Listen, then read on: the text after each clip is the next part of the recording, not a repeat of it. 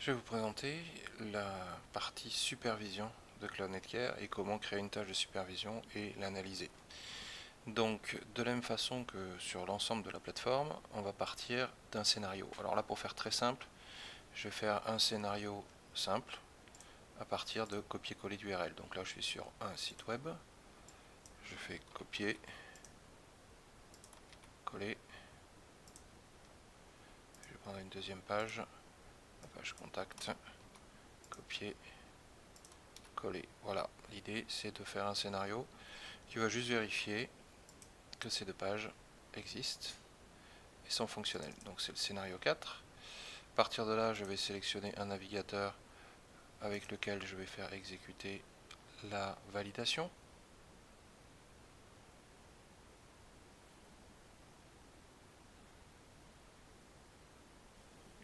Voilà, la validation étant effective, ce que je peux faire ensuite, c'est utiliser ce scénario pour créer une tâche de monitoring.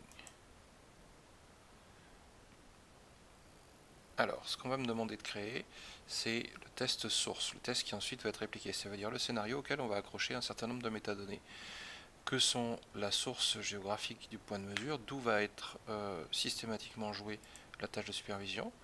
Donc, est-ce que c'est en France, à l'étranger, etc. Donc, on va laisser Paris-France. Est-ce que je mets une restriction de bande passante? On va dire non. Un timeout par défaut. Éventuellement, je peux faire un paramétrage étape par étape pour mettre un timeout, par exemple, sur la page contact qui ne doit pas dépasser 5 secondes. Est-ce que je mets un temps d'attente statique entre deux étapes qui est différent de 0 secondes? On va le faire attendre 2 secondes. Et est-ce que je permets de sortir vers tous les domaines tiers intégrés au site Live, ou est-ce que je veux par exemple ne pas polluer mes statistiques Google Analytics, et donc je vais décocher Google Analytics et l'investigation vers Google Analytics.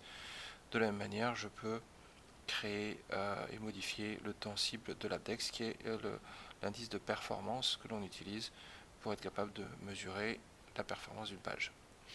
Une fois que ces paramètres sont définis, je vais créer et lancer le test source qui va être reproduit à fréquence fixe dans le cadre d'une tâche de supervision.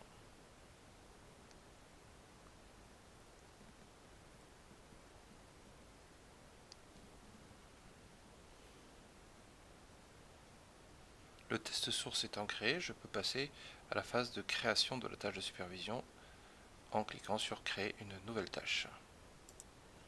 À partir de là, j'arrive sur l'écran de paramétrage de ma tâche de supervision. Donc je vais lui donner un nom. Test supervision 1. Donc ici on récapitule l'ensemble des éléments du test source, donc le scénario, le navigateur, la zone géographique et un certain nombre de paramétrages. La planification de la tâche de supervision. Donc typiquement ici, je vais faire jouer par exemple ce test toutes les 15 minutes. Je peux également activer ou non le fait de pouvoir l'activer et désactiver via l'API ou via l'application mobile pour permettre à des systèmes externes d'interagir avec la tâche. Ensuite, quels sont les jours de la semaine et les heures de la semaine pendant lesquelles je souhaite que cette tâche soit active. Donc par exemple, le jeudi, je vais la désactiver entre 10h et midi. Et il y a des zones de temps où je souhaite que la tâche typiquement tourne, mais n'envoie pas d'alerte. Donc je vais par exemple le samedi, entre 10h et midi, faire en sorte qu'elle tourne, c'est-à-dire qu'on enregistre les erreurs, mais par contre, si des alertes sont détectées, il n'y a pas de système d'alerting qui va être déclenché. Ensuite, je vais paramétrer mes déclencheurs, à savoir qu'est-ce qui va faire en sorte que l'alerte est détectée. Donc soit c'est l'indice de performance qui descend en dessous d'un seuil, donc par exemple en dessous de 0,5, la durée du scénario global qui dépasse une certaine durée, on va dire 10 secondes, ou est-ce qu'il y a un taux d'erreur qui est détecté à l'intérieur du scénario. Donc n'importe quelle erreur, de manière à à pouvoir envoyer une alerte. Dès qu'il y a une erreur, je vais paramétrer ce taux supérieur à 0%. Ensuite, on va paramétrer les destinataires d'alerte. Donc, ça peut être bien entendu des emails, mais également des SMS, un message Slack, un ticket EasyVista, un ticket Zendesk, un ticket Flowdoc, etc. De la même manière, on a la possibilité sur le destinataire d'alerte de paramétrer la typologie d'alerte qui va être reçue, à savoir les alertes service tiers, les alertes de type erreur, les alertes de type durée du scénario, les alertes de type Updex ou les synthèses hebdomadaires qui sont envoyées à la fin de chaque semaine. Je n'ai plus qu'à créer la tâche. À partir de ce moment-là, le système va activer la tâche telle qu'on l'a paramétrée. Toutes les 15 minutes, on la retrouve ici et on va la retrouver dans la vue d'ensemble. Également, pour l'instant, vide. Dans le cadre de la démonstration, il y a des tâches de supervision qui sont actives depuis un certain temps pour avoir un petit peu des données et pouvoir montrer un petit peu ce que ça donne.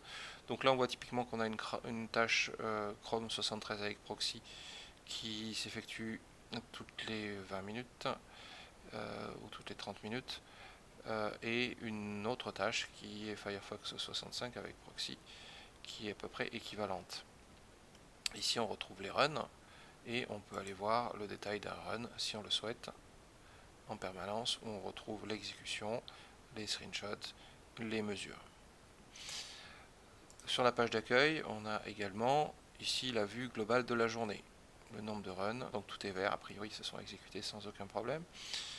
Ce qu'on va faire, c'est qu'on va aller voir un petit peu de manière précise et statistique comment on peut analyser ce qui s'est passé dans le temps. Donc par exemple, on va cliquer sur cette tâche de supervision. À partir de là, j'ai une vue globale sur 5 jours calendaires où j'ai ici un certain nombre d'éléments que sont les mesures de durée du scénario dans le temps avec en jaune la moyenne et avec différentes couleurs les différents percentiles. Percentile 100, le max qu'on retrouve de temps en temps ici, les percentiles 90, 70, 50.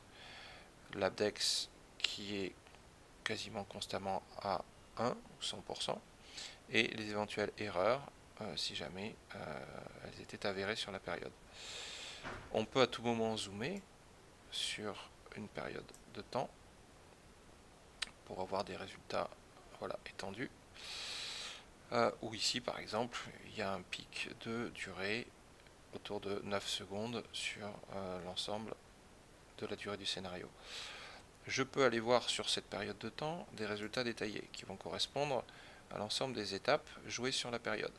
Donc là, je vais retrouver les étapes du scénario et je vais retrouver des durées qui correspondent à la période sélectionnée, à savoir période entre le 7.05 8h40 et le 8.05 0h40.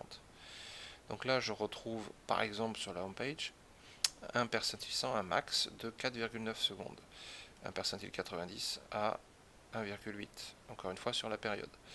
Le temps de réponse moyen étant de 1,5 secondes. Donc on a eu un épiphénomène à un moment donné qui est monté à 4,9 secondes. Je peux aller voir le détail pour essayer de comprendre et de voir dans le temps quand est-ce que ça s'est passé. Ça s'est passé à 17h40 et donc c'était le 7.05 à 17h40. Maintenant je peux aller voir encore plus en détail au niveau des requêtes HTTP quelles ont été les requêtes qui ont conduit à ce pic. En l'occurrence ici le waterfall chart sur la période de la meilleure itération versus celle de la pire étant celle qui a déclenché la durée du scénario. Et là on voit qu'il y a eu à ce moment-là sur la requête vers le site NLive un temps de 3,33 secondes où je peux récupérer l'heure précise de cette requête, les headers, les response headers et puis l'ensemble de la réponse qui a été générée à ce moment-là. Le code étant 200, c'est juste une question de temps. Voilà. Donc ceci permet d'investiguer très en détail sur ce qui s'est passé dans le temps et revenir donc sur l'historique intégral de la tâche de supervision, sachant que tout a été enregistré en permanence. Je vais vous présenter la méthodologie de contrôle qu'on a mis en place pour éviter d'envoyer le plus possible, en tout cas, de fausses alertes. À chaque fois que la classe de supervision exécute une itération, ce qui se passe en réalité, c'est qu'on a systématiquement deux instances qui sont lancées en parallèle lors du test initial. Et ces deux instances étant sur des machines différentes et dans des contextes différents. Si ces deux instances sont en erreur, alors on va lancer ce qu'on appelle le contrôle 0, de nouveau sur ces deux instances dans le même contexte, pour valider le fait que l'alerte perdure dans le temps. Si c'est toujours le cas, alors on va déclencher un troisième contrôle, qu'on va appeler le contrôle 1, qui va cette fois-ci être dans un contexte différent, sur un backbone internet différent, et qui va confirmer encore le fait que l'alerte est bien réelle. Et si c'est le cas, l'alerte est envoyée. Ici, on voit par exemple un schéma qui explique comment ça se passe. Pour la première itération, les deux instances, une OK, une KO, on considère que c'est OK, une KO, une OK, on considère que c'est OK. C'est uniquement quand les deux, le master et le slave, sont KO qu'on va enclencher le contrôle 0. Contrôle 0 qui va s'exécuter dans le même contexte avec les deux master et slave, qui vont de nouveau confirmer ou infirmer l'alerte. Si elle est confirmée une deuxième fois, on va donc enclencher le contrôle 1 qui lui est sur un backbone différent et qui va encore une fois valider ou pas l'alerte. Si l'alerte est effectivement validée, on envoie l'alerte. Voici typiquement la typologie d'alerte qu'on peut recevoir par mail ou message Slack, où on va recevoir aussi un SMS synchrone, donc dans lequel on va avoir le déclencheur, la date précise de l'alerte, le déclencheur, le seuil qui a fait que l'alerte a été déclenchée, et les détails de l'erreur avec des screenshots écran attendu versus écran en erreur. La synthèse hebdomadaire nous permet de recevoir un certain nombre d'informations sur des périodes qui s'étalent de semaine en semaine pour savoir si on a une tendance plutôt à l'amélioration ou plutôt à la dégradation au niveau des temps moyens d'exécution du scénario, avec des notions de percentile et des notions de max concernant la durée du scénario et l'abdex. On a aussi la possibilité d'enregistrer donc tous les domaines tiers qui sont intégrés au site et d'avoir une synthèse sur la semaine, de savoir comment ces domaines tiers ont évolué et éventuellement s'il y en a certains qui ont tendance à prendre plus de temps que prévu. Et là, par exemple, on a une moyenne de 15 secondes sur un domaine particulier qui est donc largement en alerte par rapport aux autres qui sont tout à fait dans les temps corrects. CloudNetCare intègre aussi une apps mobile qui permet de suivre à partir de son smartphone directement ses tâches de supervision avec des taux de disponibilité, des erreurs, des alertes qui sont activées en temps réel sur lesquelles on peut retrouver toutes les informations qu'on retrouve également dans le mail, c'est-à-dire la typologie de l'erreur, le screenshot en erreur versus le screenshot attendu et les retours à la normale bien sûr. Le dernier élément que je souhaite vous montrer, c'est le portail Manager, où on retrouve nos tâches de supervision, celles qu'on a dans notre interface portail d'exploitation ici paramétrée et sur lesquelles on peut interagir. Ici, on a une vue synthétique actuelle, donc une disponibilité, une taux de performance, une régularité. On retrouve nos deux tâches de supervision avec la disponibilité des 6 dernières heures et quand est-ce qu'a été vue la dernière alerte. Je peux à tout moment aussi avoir accès à une version calendaire. Donc là j'ai un calendrier qui me permet de voir comment la tâche s'est comportée dans le temps. Je peux revenir en arrière et éventuellement regarder les jours où il y a eu une problématique. Donc si je clique sur la journée, j'ai un taux d'indisponibilité de 11 heures sur Chrome 71 par exemple, ou ici sur Firefox 64 avec proxy. Je peux ensuite aller voir les détails si ça m'intéresse. Là je suis rebasculé sur le portail d'exploitation. Je retombe sur mon portail où je peux faire une analyse plus fine.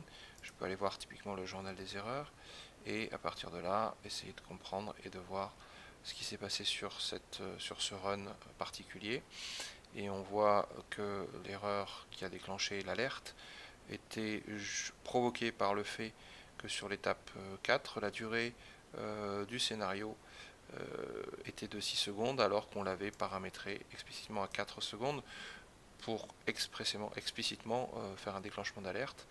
Donc c'était juste lié à un dépassement de durée du scénario. Voilà. Donc si je reviens ici, il y a la possibilité également d'avoir des indicateurs globaux sur des zones calendaires, donc sur le mois de mai. On a un radar qui nous permet de voir un peu comment on se positionne par rapport à une zone critique.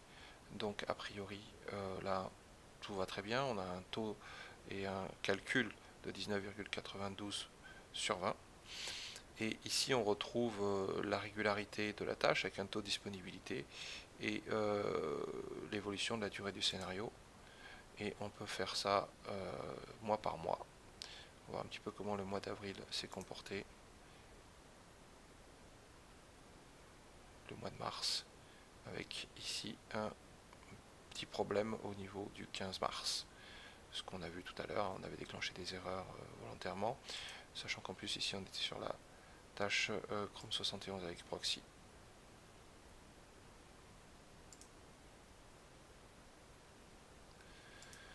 Dernier écran, la supervision temps réel qu'on peut voir sur le portail manager, où on peut voir systématiquement les tâches de supervision qui sont en cours et les heures d'exécution des derniers runs. Et si je clique sur le détail, j'arrive directement dans le portail d'exploitation sur le run en question.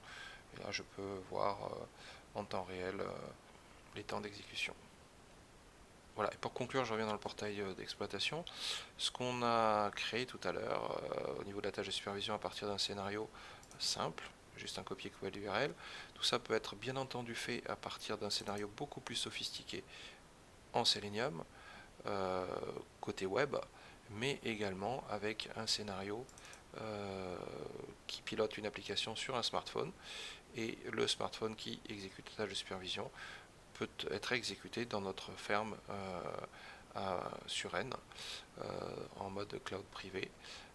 Il suffit donc juste de l'utiliser en source pour scénario source pour créer une tâche de supervision. Voilà, ceci conclut la partie présentation rapide d'une tâche de supervision Cloud Netgear.